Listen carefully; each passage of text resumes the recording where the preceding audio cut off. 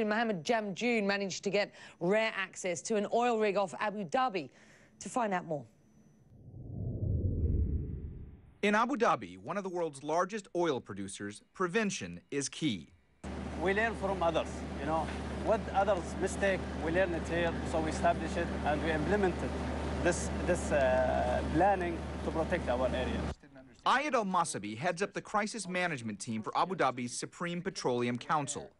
When and if an oil spill happens, he and his team must be ready to deploy and deal with it within an hour. Our job is be prepared 24/7 in case of any emergency.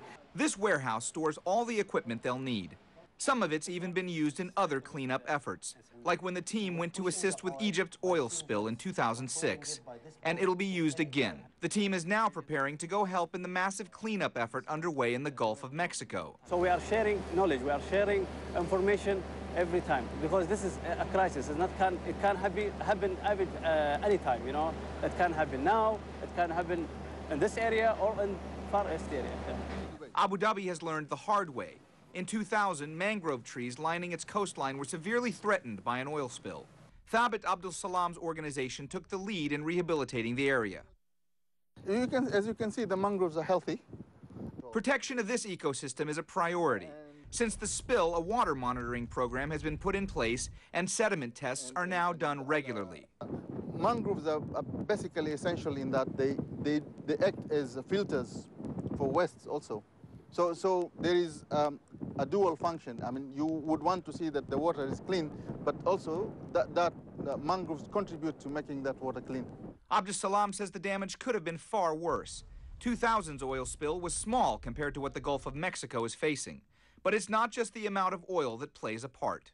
So it's our strategy as an ADNOC, as a Supreme Petroleum Council, is to control the whole area of Abu Dhabi, to protect the whole area, the sea life, the human, the environment.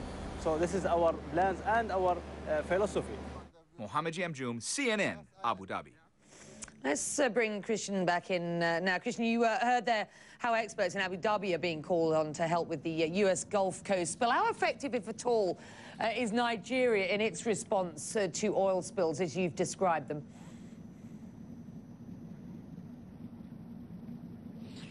Well, many people here, Becky, are quite incredulous at what's going on in America right now. The idea that the oil company is fishing out maybe $450 million so far to try and clean up and contain this spill, and the oil executives are being grilled by government officials. The oil infrastructure down in the Niger Delta is very old, and oil companies can sometimes take weeks, maybe months to deal with a spill. They say that's because of the harsh conditions, the conflict, the kidnapping in the region.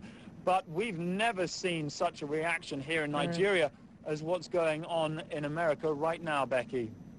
Your global connections for you on an event in the Gulf of Mexico. Christian, we thank you for that. The view there from Nigeria. I'm Becky Anderson. That is your special on the disaster in the Gulf of Mexico. From London, it is a very good night.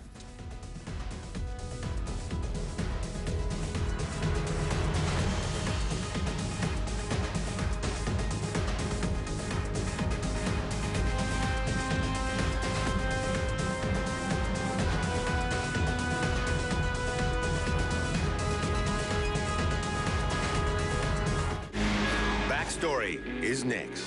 Join Michael Holmes. Coming up next on CNN.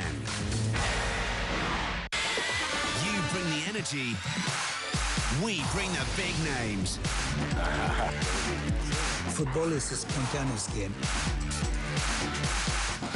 We have quite a young team. They shared their